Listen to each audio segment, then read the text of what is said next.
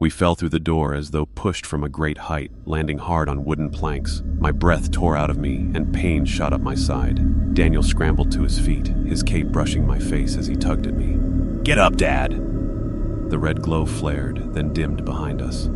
When I turned, the door was gone. Nothing but the familiar walls of my living room remained. The same sagging couch, the same cold fireplace. We were home. At least, it looked like home. My chest heaved as I tried to believe it. Daniel stood there, breathing hard, his cheeks flushed. His small hand slipped into mine. Warmth returned to his skin, no longer ice cold. His eyes, those brown eyes, met mine. "You chose right," he whispered. Tears blurred my vision. I pulled him into my arms, clutching him against me, my body shaking with relief. "I'll never let you go again," I swore. But the house didn't feel right. The clock on the wall ticked too loud, each second stretched. Shadows pooled in corners, thicker than they should be, and the window showed no street, no neighbors, only fog pressing against the glass.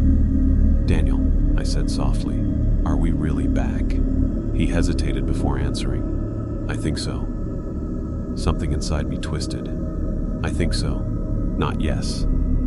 A sound broke the silence, 3 sharp knocks at the front door. Daniel stiffened, his fingers digging into my arm. The knocks came again, harder this time, rattling the frame. I rose slowly, every muscle tight. "Stay here," I told him, though my voice was barely a whisper. At the door, I pressed my ear against the wood. A voice drifted through, muffled but unmistakable. "Dad, it's me. Let me in." My blood ran cold. I turned. Daniel stood in the center of the room, staring at me with wide, terrified eyes. "Don't open it," he said quickly. The voice outside knocked again, louder, more insistent. "Dad, please, I'm cold." My stomach nodded. It was Daniel's voice, the same pitch, the same pleading tone I'd heard the night he disappeared. "Don't," whispered the boy inside, shaking his head. "That's not me anymore." The knocking grew furious. The glowing door rattled in its frame, the handle ice cold under my palm. I pulled with everything I had, but it held fast, sealed as if mocking me. Behind us, the sound of footsteps slowed. The other Daniel was close, too close. His laugh echoed through the endless corridor, bouncing off stone walls like broken glass. "Dad," my Daniel gasped, tugging at my arm. "You have to open it. That's the only way out." "I'm trying." My fingers ached as I wrenched the handle, the red glow searing against my skin. Then the other Daniel emerged from the dark. He looked identical. Same cape, same face, same wide eyes. Only those eyes were wrong. They were black pits, bottomless, swallowing the light. His smile stretched too wide, splitting his cheeks. He walked slowly, almost casually, dragging his fingers along the walls as though savoring the chase. "You can't tell which one of us is real," he crooned. His voice was Daniel's, but layered with something deeper, older. "That's how it ends, Father. You'll choose wrong. You always do." My Daniel gripped my hand tighter. "Don't listen to him." The laugh came again, sharper now. "Do you remember the night he disappeared? You let go of his hand, just for a second. That was enough. That's who you are, a man who lets go." Guilt crashed over me like a wave. That night haunted me every waking hour. I had let go. I'd lost him. The door pulsed red under my grip, symbols shifting across its surface like veins. It demanded something. The false Daniel stopped only a few feet away. His skin rippled, his face flickering. First Daniel's, then mine, then something unrecognizable, a mouthful of teeth where no mouth should be. "Choose," he whispered. My Daniel turned to me, tears shining in his eyes.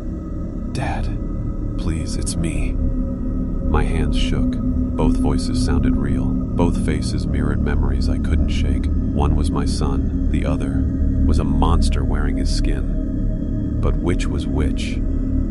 The glowing door suddenly groaned, the handle burning in my palm. A voice seeped from the frame itself, low, thunderous, echoing from everywhere at once. "One may leave, one must stay." My heart froze. I looked at Daniel, then at his double. Both stood before me, breathing in unison, capes stirring in the icy air. The whispers from the hallway swelled, pressing at my skull. "Dad," my Daniel said, voice breaking, "don't let go again." The other Daniel grinned, teeth jagged. "He's lying. He's not your son. I am." The door pulsed brighter, demanding a decision. My lungs burned with every breath, my vision swimming. One may leave, one must stay. My hand slipped into my pocket, closing around the scar on my palm, a scar Daniel had once kissed when he was little, saying it made me brave. Only one of them had mentioned that night. I turned to the imposter. My voice was raw, shaking. "It's not you." Its smile faltered, and then it lunged. I shoved Daniel through the door as it burst open in a flash of red light. The last thing I saw before the glow swallowed us was the creature's face splitting wide, rows of teeth spiraling inward, its scream following us into the dark. The hallway yawned before us, impossibly long, the doors stretching into the dark like teeth in a jaw. Each whispered softly, voices overlapping, some crying, some laughing, some pleading. The sound seeped into my bones, tugging at me, coaxing me forward. Daniel clung to my hand, his grip ice cold. His eyes darted between the door we'd opened and the stairs behind us, where slow, deliberate footsteps creaked closer. "Dad," he whispered, "we can't stay here." He was right. With a breath that shuddered in my lungs, I stepped into the hallway. The air shifted instantly, colder, thicker, humming with a strange vibration. The floor beneath us wasn't wood anymore, but black stone, smooth and cold under my shoes. The kitchen vanished the moment we crossed the threshold. When I looked back, there was no door, just more hallway, stretching endlessly behind us. We were trapped inside its maze. Daniel pressed close to me, his cape brushing against my leg. "This is where I was," he said quietly. His voice trembled, but there was no mistaking the familiarity in his tone. "I walked for years. I opened doors, but none of them led home." A chill sank into me. What was behind them? His eyes flicked to the nearest door, a narrow frame etched with faint, pulsing symbols. "You don't want to know." The whispers grew louder, some of them shaping into words I recognized. "Dad, help. Over here. Please." It was his voice. I froze, glancing toward a door a few feet ahead. The voice came again. Daniel's voice. Younger, desperate, calling my name. He squeezed my hand tighter. "It's not me," he whispered. "Don't listen." The footsteps echoed again, this time from both directions. My heart lurched.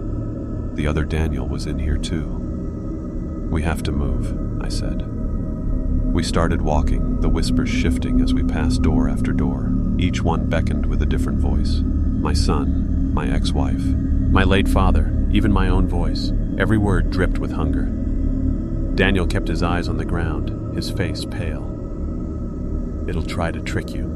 That's how it feeds. If you open the wrong door, it takes you forever." A thud shook the hallway behind us. The sound of running feet, small but fast, echoed against the stone. The other Daniel was chasing us. I yanked Daniel into a sprint, our footsteps slapping hard against the floor. The doors blurred on either side, their whispers growing frenzied, overlapping into a shrieking chorus. The air thickened, choking, pressing against my lungs. "Where do we go?" I shouted. Daniel gasped for breath. "There's one door that leads out, but it only opens once." The footsteps behind us grew closer, faster. My pulse roared in my ears. Then, up ahead, a door stood out among the others. Taller, wider, its frame glowing faintly red as though lit by a fire inside. Unlike the others, it was silent. Daniel's grip crushed mine. "That's it," he breathed. We reached the door just as the pounding footsteps closed in. I grabbed the handle and yanked. It didn't budge. Behind us, the other Daniel's laugh rang out, high and sharp. Daniel's words struck like a hammer. "The thing that took me." I stared at him, my chest tightening, the sound of scratching from upstairs gnawing through the silence. "What do you mean? What took you?" He swallowed hard, his small hands trembling as he clutched his bucket closer. His voice was thin, fragile, but carried a weight far too heavy for a child. That night, I didn't just get lost. Something found me. It was hiding in the dark, waiting. The scratching above grew louder, more violent, as if the thing upstairs knew he was speaking of it. It called my name, Daniel whispered, and when I turned, it wasn't a person. It was a shadow with eyes like holes. It pulled me inside. I tried to scream, but nobody heard. I leaned closer, my heart in my throat. Pulled you where?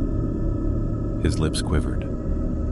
Somewhere under the world, like a maze with no end, cold and black. Time didn't move there. I thought I'd be there forever. His eyes glistened, wide and pleading. But then, last night, it let me go. Or maybe it pushed me out. A chill spread down my spine. Why now? He shook his head slowly. I don't know, but I think it came with me. The scratching upstairs abruptly stopped. The house fell silent, thick and suffocating. I could hear only the pounding of my heart. Daniel, I whispered. How do I know it's really you? That you're not? His gaze snapped up, fierce, desperate. Because I remember. I remember you sitting in my room when I was scared of storms. I remember the scar on your hand from when you burned yourself cooking pancakes. I remember how you cried when Mom left. I'm me, Dad. I'm your son. Tears stung my eyes, but dread gnawed deeper still. If this was my son, then what was upstairs pretending to be him? Before I could speak, the lights flickered. A low, guttural groan rolled through the house, vibrating in the walls. Daniel's grip tightened. On my sleeve. It's coming, he whispered. The front door rattled suddenly, the knob twisting. My heart lurched.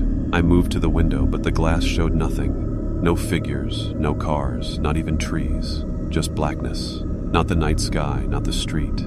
Just endless dark, stretching in every direction. My neighborhood was gone. The door shook harder, the frame splintering. From upstairs came that laugh again, warped and hollow, joined by the crash of breaking wood as the other Daniel forced its way out. Trapped. I grabbed Daniel's hand. We're leaving. Back door. Now. We tore through the kitchen, my breath ragged, Daniel stumbling to keep pace. I flung the back door open and froze. Beyond the threshold wasn't my yard. It was a hallway. Narrow, endless, lined with dozens of doors stretching into the distance. Each door identical.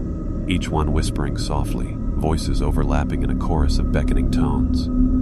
Daniel gasped. It brought the maze with it. Behind us, footsteps descended the stairs, slow, deliberate, in perfect sync with my son's breathing. The other Daniel was coming. For a moment, my mind refused to make sense of it. Two Daniels, one in the hall clutching his bucket, one crouched inside the closet, both wearing the same cape, both frozen at the age of 8. The one in the closet crawled forward on hands and knees, his movements jerky, insect-like. His eyes glowed faintly in the dark, reflecting the moonlight. His lips peeled back into a crooked smile. "Dad!" it hissed. My knees weakened and I staggered back. What? What is this?" The Daniel in the hallway shook his head. "Don't listen to him," he whispered urgently. "It's not me. Don't let him out." But the other boy was already forcing the closet door wider, his small fingers curling around the wood. The scraping sound of his nails against the door frame set my teeth on edge. "I've been here the whole time," the creature crooned, voice a warped mockery of Daniel's. "You left me. You forgot me." "No," I said hoarsely, my heart hammered in my chest. I never stopped looking. The real Daniel, if he was real, stepped closer, his eyes fixed on me with desperate intensity. "Dad, don't believe him. He's lying, please." The thing in the closet giggled, a sound so sharp and wrong it made bile rise in my throat. "He's not your son. I am. I remember the way you held my hand that night, the way you promised nothing bad would happen, and then you let me go." The words cut like glass. Memories of that Halloween surged, Daniel slipping into the crowd, my voice calling after him the moment I lost sight of him forever. I stared between them, torn apart. Which was my boy? Which was the lie? The Daniel in the hall suddenly grabbed my wrist, his small fingers icy against my skin. "We need to go," he said firmly. "Now." But the other Daniel laughed again, crawling fully out of the closet. His limbs bent strangely, his cape dragging like dead weight. His face flickered in the moonlight, sometimes Daniel, sometimes hollow-eyed, skin gray and sagging like a drowned body. "You'll never know," it whispered, "but I do. I know what waits in the dark." The real Daniel yanked my arm hard, pulling me toward the hall. I stumbled after him, heart in my throat. Behind us, the imposter rose to its feet, its laugh echoing through the room like shattered glass. We fled down the stairs, the floorboards rattling under our weight. The air grew colder, sharper, as though the whole house were breathing against us. When we reached the bottom, I slammed the door shut to Daniel's room, but almost instantly the scratching began. Deep gouges against the wood, claws dragging, that hideous laugh seeping through the cracks. Daniel pressed close to me, trembling now. His voice shook as he whispered. It followed me back. "What did?" I asked, my throat tight. He looked up at me, his eyes shining with tears and something older, heavier, the thing that took me. The sound from upstairs froze me in place. My grip tightened around the edge of the table until my knuckles burned. Daniel tilted his head toward the ceiling, his expression unreadable. "Someone's in my room," he said flatly, as if stating the weather. A shiver crawled down my spine. His room had been locked since the day he vanished. No one went in, not friends, not family, not even me. Dust should have buried every corner of it by now. No one could be up there. Still, the creak had been real, deliberate. "Stay here," I ordered, though my voice betrayed me, shaking on every syllable. Daniel didn't argue. He just watched me with those wide, too bright eyes as I moved toward the staircase. Each step groaned under my weight, the air growing heavier, colder, with every foot I climbed. The upstairs hallway stretched longer than I remembered, shadows pooling in the corners, thick as tar. The door to Daniel's room stood ajar. I knew I had locked it years ago. Swallowing hard, I pushed it open. The smell hit me first, stale, damp, and faintly metallic, like rust or blood. The curtains hung limp, and moonlight slanted across the floorboards. His toys sat exactly where I had left them. Action figures on the shelf, storybooks stacked crookedly, his little red cape draped over the chair. Time had frozen here, but someone had been inside. The carpet bore fresh footprints, small ones, as though a child had paced the room in restless circles. At the far wall, above the bed, something new had appeared. Jagged shapes scratched deep into the plaster. Circles, lines, symbols I didn't recognize, carved as though by desperate hands. I reached out, fingertips brushing the grooves. They were cold, so cold it burned. Behind me, the door creaked. I spun, heart lurching, but no one stood there. The hall was empty. Still, the sensation of being watched pressed in on me, heavy and suffocating. Then came the whisper, "Daddy." It slithered through the room, faint, childlike, yet not Daniel's voice. Too soft, too distant, warped like a recording played backward. My chest tightened, panic rising. "Who's there?" I demanded, though the words caught in my throat. The closet door rattled. Slowly, agonizingly, it inched open. Darkness yawned within, swallowing the sliver of moonlight. I took a step forward, then stopped. My legs trembled, refusing to obey. Something shifted in the shadows inside the closet. Small, quick, like a child crouching low. Then, silence. I forced myself closer, my breath ragged, hand reaching for the knob. But before I could touch it, a voice spoke from behind me. "Dad?" I turned. Daniel stood in the hallway, his face pale, his bucket clutched tightly against his chest. His eyes flicked past me to the closet. For the first time since he'd returned, fear showed in them. "Don't open it," he whispered. The closet door swung wider on its own. A shape moved inside. Thin arms, pale legs, a face half hidden but horribly familiar. It looked like Daniel. Another Daniel. I watched him move through the living room as though nothing had changed. His shoes left damp prints on the rug, the same scuffed sneakers I remembered lacing 7 years ago. He set his pumpkin bucket on the table, the plastic clunking against the wood. I expected to see candy spill out, but when I glanced inside, the bucket was empty. "Where have you been?" I finally managed to ask. My voice trembled, fragile, half afraid of the answer. Daniel tilted his head, considering. His hair fell across his forehead, just the way it always had. "I was trick-or-treating," he said simply, as though the last 7 years had been nothing but a single night of collecting sweets. My stomach turned. "For 7 years?" He shrugged. I got lost. I wanted to laugh, or scream, or shake him until his story made sense. Instead, I sank onto the couch, burying my face in my hands. Relief warred with terror inside me. I had prayed for this moment, begged for it in the dark, and now that it had come, I didn't know how to hold it. Daniel wandered toward the mantel, brushing his fingers along the dust-coated photographs. He paused at one frame, him at age 6, grinning with missing teeth, his arm around my shoulders. "You kept my stuff," he said softly. "Of course I did." My voice cracked. "You're my son." He turned then, and for a moment the porch light's glow caught his face through the window. His eyes reflected strangely, like an animal's at night, gleaming too bright, too sharp. I blinked, and it was gone. Just Daniel again, staring at me with quiet intensity. "Are you hungry?" I asked, desperate to break the silence. He nodded. "Yes." In the kitchen, I scrambled to piece together something, sandwiches, soup, anything. The refrigerator's hum sounded louder than usual, the knives in the block rattling faintly against each other. My nerves buzzed with every sound. When I turned beat, with a plate, Daniel was already sitting at the table, waiting, his hands folded neatly. He devoured the sandwich quickly, too quickly, tearing at the bread as though he hadn't eaten in years. Crumbs clung to his pale lips, but his eyes stayed fixed on me the whole time, unblinking. "Slow down," I urged. He swallowed hard, then smiled. "I missed you, Dad." The words pierced me, soft and devastating. I reached across the table, covering his small hand with mine. His skin was cold, ice cold. I pulled back slowly. "Daniel," I whispered, "what happened to you?" His smile faded. For a moment, his lips parted as if he'd answer. Then the light above us flickered, plunging the kitchen into darkness for a single breath. When it flared back on, Daniel was staring at me, his pupils blown wide, his expression unreadable.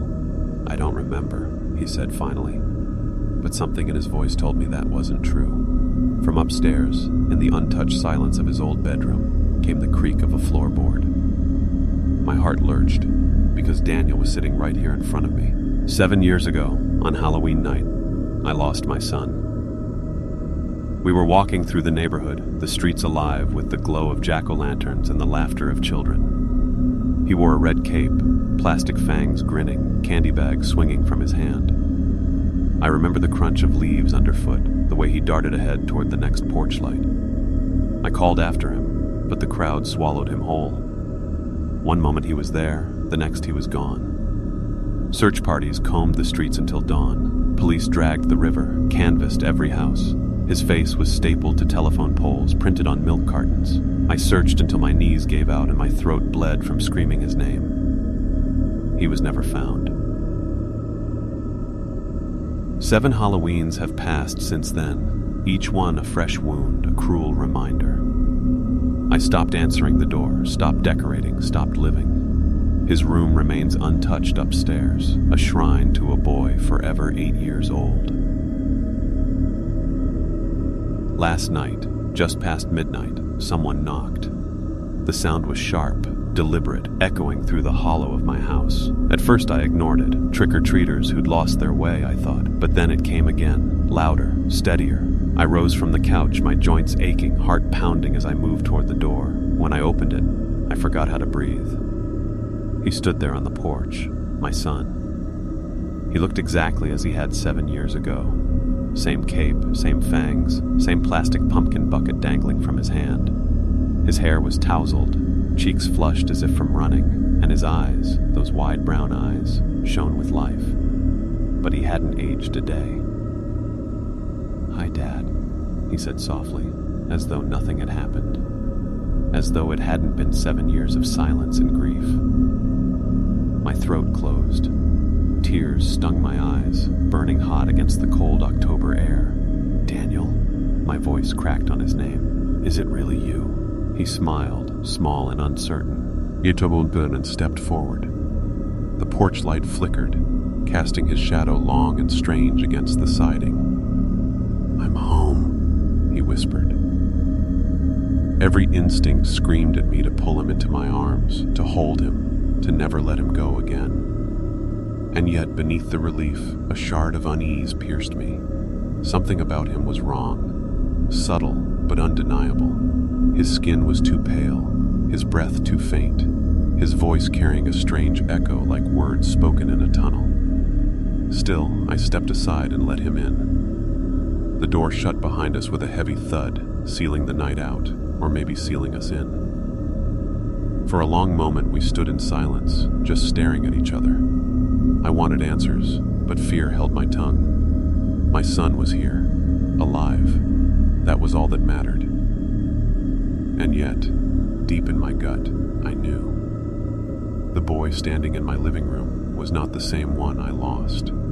Something had brought him back. And whatever it was, it hadn't let him return alone.